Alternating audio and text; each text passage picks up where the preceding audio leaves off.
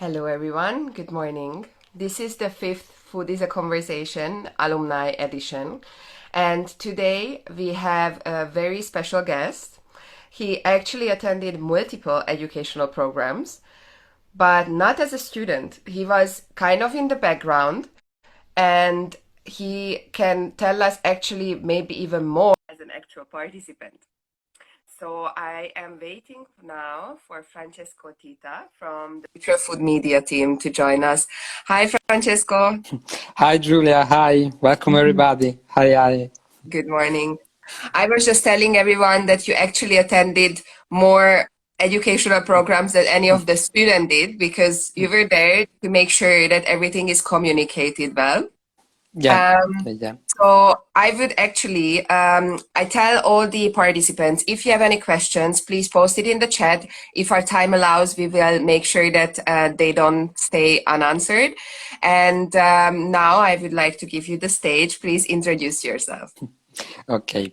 Hi, everybody. Again, I'm Francesco Tita, and I'm 24 years old, and I have been working for 2 years now as part of the social media team of Future Food Institute, and I work along with the community manager of our trust, and I also work as a content creator for all the parts that the institute curates. Nice, thank you. So you said you joined the Future Food approximately 2 years ago. So tell me what was the story? How did you end up applying to a company who is so passionate about changing the food system? Yeah, of course, Julia. I just wanted to let you know that from the very start, I was very passionate about, I think, just two kind of interests. So probably television, media, and music, this entire world, and then food. I was just thinking that my life was something like in a rut, as probably Peter Gabriel in Salisbury Hill was saying, because I'm also mentioning lots of quotes of my kind of music that I'm listening to.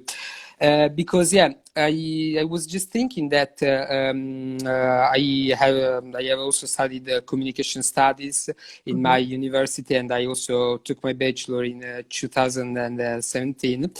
I was just thinking that I was following my course, my pathway as probably a television expert, as a media expert. I was developing this kind of road, but I was also thinking about another direction that in my life I have experimented, because that year in 2017, I was also publishing a very little research that was born from from an exam of my bachelor degree, about a restaurant that was in my hometown, Potenza, that is a really little town of Basilicata region in the south of Italy. And I was just thinking about how this restaurant has developed all these trends, all of these kind of new food culture that was really that was developing in not only in my region but also in Italy, but also in the entire world, as we can say. How we have adopted it and how we have made it ours, feeling ours in a sort of a global perspective.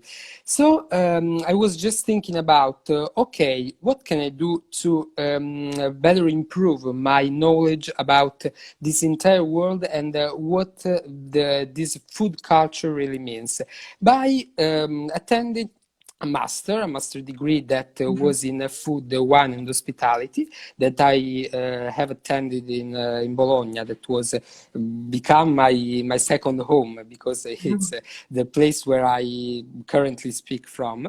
And I was just thinking about what can I really do to better improve my food culture, and also take it to the next level. So I just, as Kelly Clarkson in Breakaway, another quote, was saying, I take a risk, take a chance, make a change. So I was just thinking about making my internship in the Future Food Institute, that was an entity that was collaborating with my master degree. And I thought about, yeah, I can just enter. I made just an interview with the people that were in, and I entered in this really amazing world. That sounds amazing. I love how you quote also your favorite singers and Yeah, artists. I'm really a Amazing. pop addicted. Very good. So, so now I see what was your relation to food and what was your goal. So if you would need to summarize this last 2 years, you kind of entered during the time when we were finishing our food innovation program, and then last year there were the summer schools, and then multiple other like hackathons and events with different generations.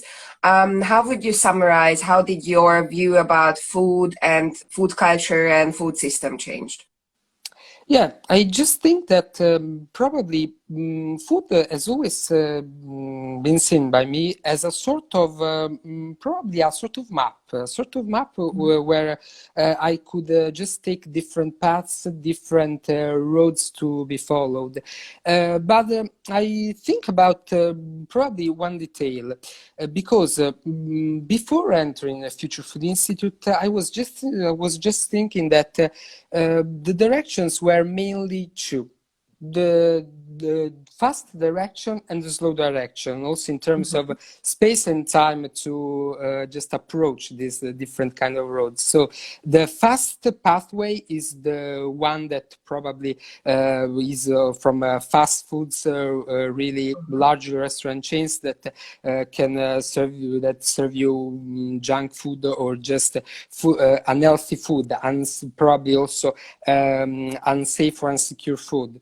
And then there was the other direction, that was the slow food. So the food that I was nurtured by my grandma, for example, that was always cooking for me when I was attending school in my hometown, because she lived with us and always prepared me my lunch, and that was really something that I have deep in my heart, as we can say. But when I entered Future Food Institute, I was just in this kind of rut, so fast and slow. But when I approached this new world, I thought about, okay, my map is really widening, because there were lots of directions that are really part of the amazing food innovation world, because we can say that from the food innovation program experience, for example, I learned which are the trends of of the way we are eating. So the future of proteins, for example, that are not just insects, but there's a really huge world made of fake meat or plant-based and plant-forward solutions and so on, or probably the food care world, the agri-innovation in cities, or also the circular economy world and so on.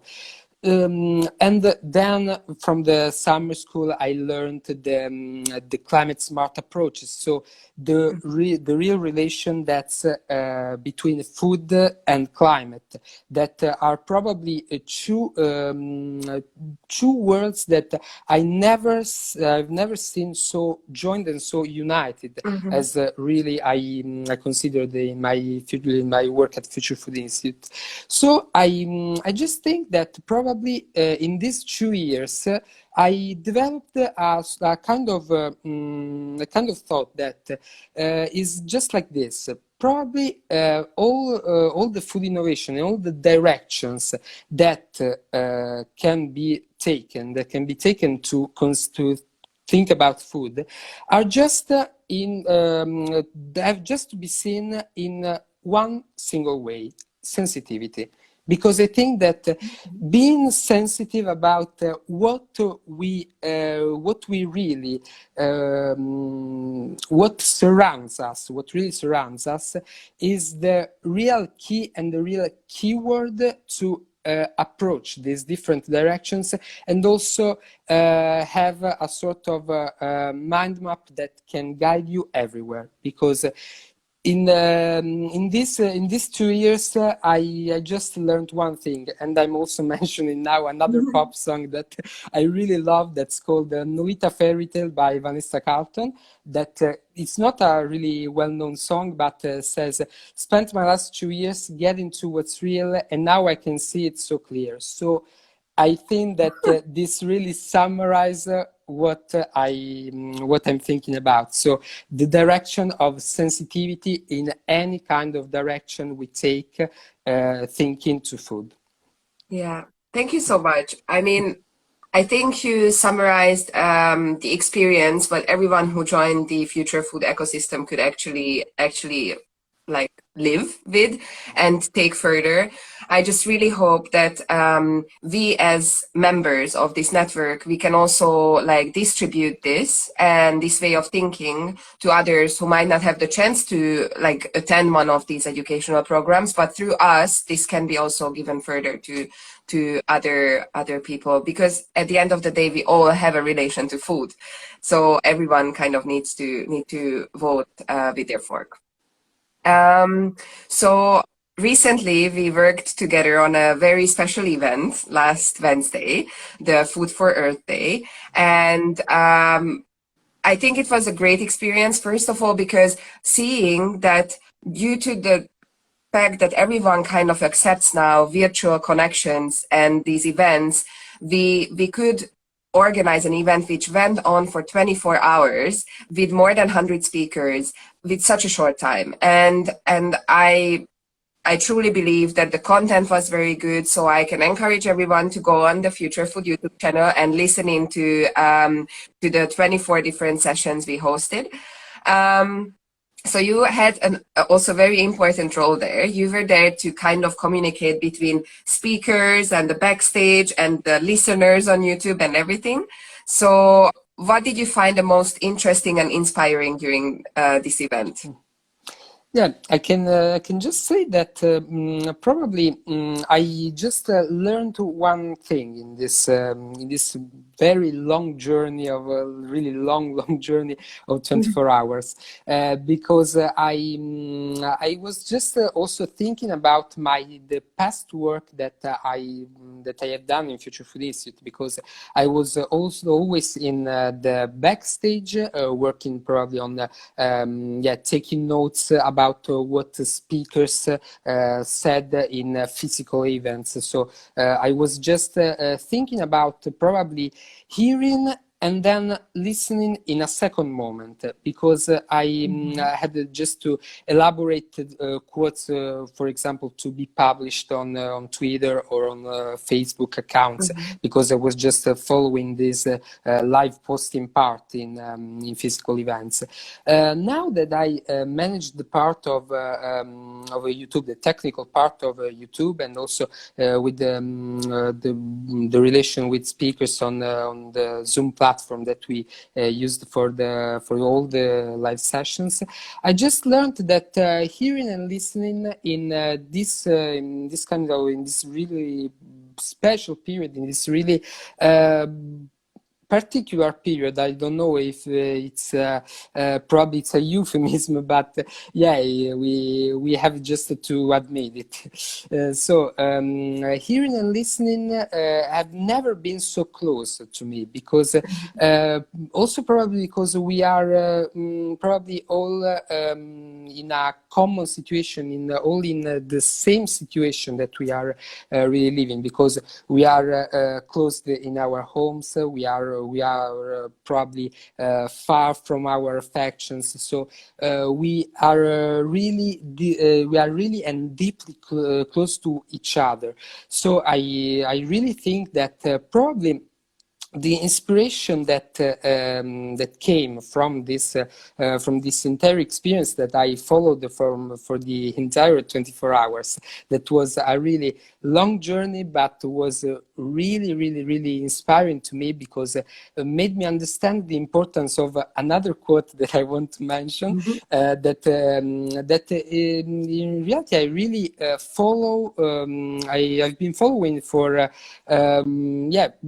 probably since the beginning of my experience at Future Food Institute, because at each physical event after the end, I also have listened to a song by Madonna that's called "Hey You." That's a song that she that she sang at the Live Earth in 2007, an event that was organized by Al Gore. And there is this specific quote that says, "If you can change someone else, then you have saved someone else." And that's a really important quote, because in this period where we can just hear and listen at the same time what people are really saying, we can just be inspired of what are the best practices that single people with their really little impact that they can do have, and just take it to the next level, to another world, to another experience, and another perspective, another way of thinking, another mindset. It's really important, and this is probably the most important learning that I took from the Food for Earth Day. Also, I was just thinking about probably the experience of Kumuram Seitaum in the Hawaii session, that was just thinking about not going back, because there's not a going back to really go back. It's a sort of word pun, but yeah, it really explains what I want to mean. And then also the importance, probably I'm just thinking about, just brainstorming about it, the importance of taste in a world in which food has become in a sort of assembly line, probably, and has always seen as an assembly line to be just checked. Focusing on Like that. efficiency. Exactly. So I was just thinking about this kind of thing. So really, if you can change someone else, then you have saved someone else. Great, thank you so much. And following up on that point that we cannot go back and we should not go back, I completely agree with this. We definitely went through a period what was very unforeseeable. Maybe not so much. We needed something to kind of give us a wake-up call. I mean, in Italy, we hear about like everything about in the news, and as you said, you are now in Bologna and based there, and you went through I don't even remember how many weeks of lockdown now, which is coming to an end very soon, if I'm not mistaken. So slowly but May the surely, 4th. exactly. So slowly but surely, but that Italy will like kind of wake up from this lockdown. And I talked with friends, and some of them are excited but scared in the same time how this will work. And obviously, there are industries which are facing still a lot of questions. How can they reopen, and how can they have guests, mainly in gastronomy? So if you look at your past weeks, how did your consumption and procurement of like relation to food change?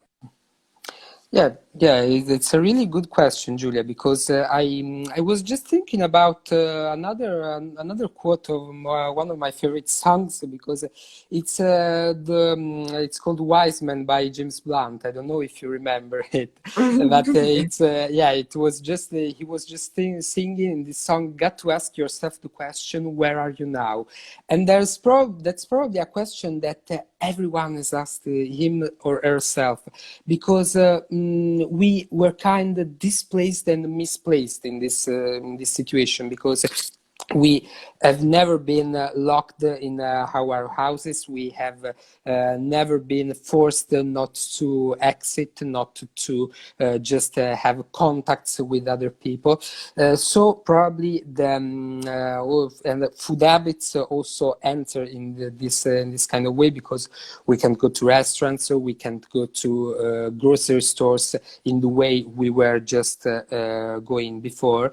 And from my side, I just can say that probably the habit that has really changed in this period is about the food delivery, because I was really used to have delivered food at home, and I was not just probably not thinking too much about it, because I have sort of developed a sensitivity, but probably in our kind probably of work, of working days that can be really fast, we don't think too much at the end of the day of what we really do, and it's my bad, and I think that it's really my bad. I'm just thinking about now that instead we and me included, have developed a sort of sensitivity to care, especially in this period, because probably sensitivity, as I was just mentioning you before, is a pathway to be followed by everyone. It can be a pathway to be followed by everyone, but the sensitivity to care, to think about the common situation that everyone is living, is really important also in our way of changing our food procurement and food consumption, because from my side, as I was saying, I just not recur to delivery. I also waste less than the previous times, and I'm also cooking a lot more, and I'm just also rediscovering one of my passions that was cooking. So I'm really glad about it. In a sort of, I found my luck in an unlucky moment, I can just say. But yeah, what I just developed, and I really hope that that everyone can really develop, is a really more deep sensitivity to care. So I think that it's the best way to approach this new world, because we have just to think about all the single actors that can really bring us food to our tables. So we can just say probably we can just think about farmers, for example. We can just think about also the shoppers that are in grocery stores. We can just think about the riders. We can just think about also I don't know, waiters and waitresses in restaurants that are not currently working in this period. Yeah. So it's just a sort of I don't know, a sort of this kind of period has just installed a sort of chain reaction that needs to that we need to think about, and that we need to also think about and to be sensitive about, caring of what is our specific role in this whole chain, in this food chain, and thinking about how our responsible consumption can really change to help also other people to improve the after COVID-19. So it's really an important question that needs to be answered now and in the future. Yeah, definitely. I cannot agree more with you, because I feel we actually get closer to the food and the source of the food what we consume now.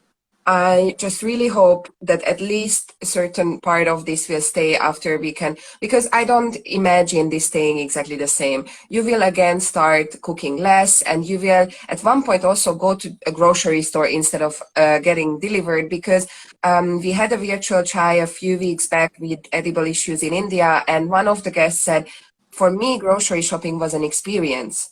And now I don't have this experience, and actually his appetite for cooking completely decreased. It became very functional. So I feel everyone kind of lived this time on a different way, and we are seeking for those experiences what we had before. It's just a matter of fact how this will be shaped and made also sustainable for those who are providing the food. Let it be the farmer, let it be the distributor or the restaurant. Yeah. So we are approaching the end of our session. So my final question for you would be, how do you imagine your ideal food future? So what would be the utopistic future, including like in our food system? Yeah, thank you very much, Julia, for all your questions. It was really a pleasure to me to talk with you and just to share with you some of my bites of what I was thinking. So thank you very much. And I wanted just to answer to this question, mentioning another song that's "Take a Bow" by Madonna again, and that's one of my favorite songs at all. And that says and that mentions a quote from that's actually from Shakespeare. So it's all the world is a stage and everyone has their part.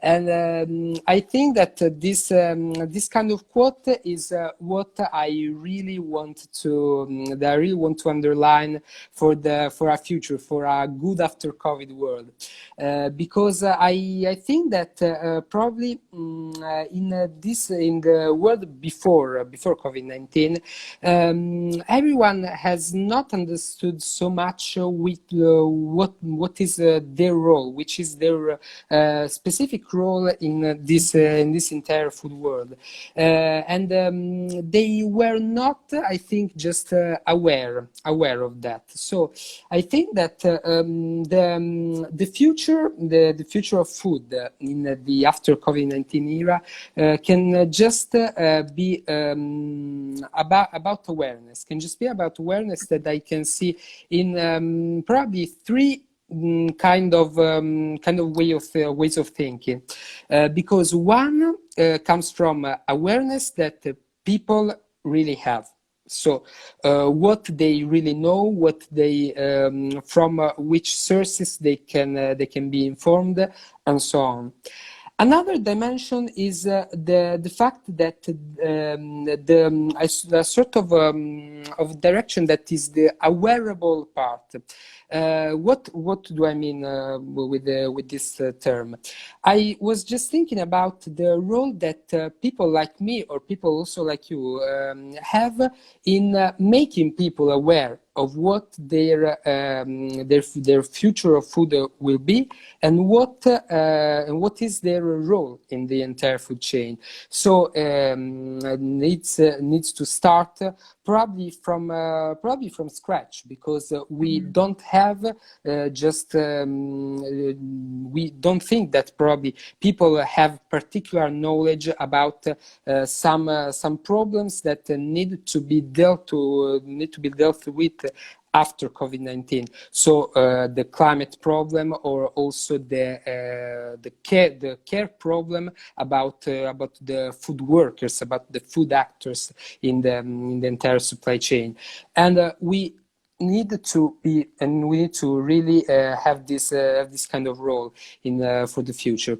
And also I think that another dimension, another direction of this awareness is finding something that's really wearable, that really suits us, that really is I can see I can think just like be in line with our way of thinking, with our mindsets, with our way of living our lives, and not just conflicting with us, because probably we have to find also solutions that can be fitting to us, that can suit like a dress, like a sweatshirt, or and so on, and just have this kind have also this kind of I don't know. Just have this kind of mindset that can really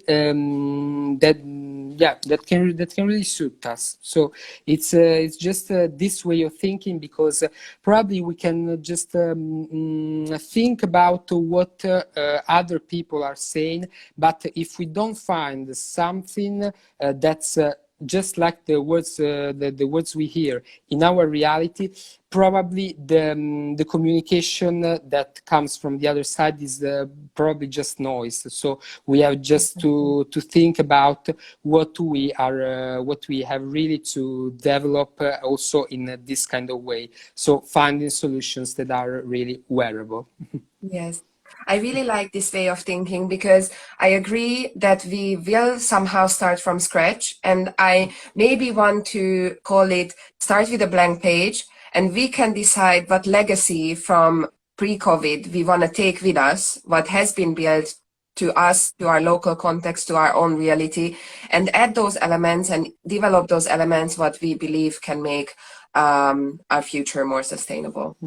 So, Francesco, thank you so much. I really enjoyed your Julia. answers, spiced with all these pop song quotes. It was amazing. Thank you so much.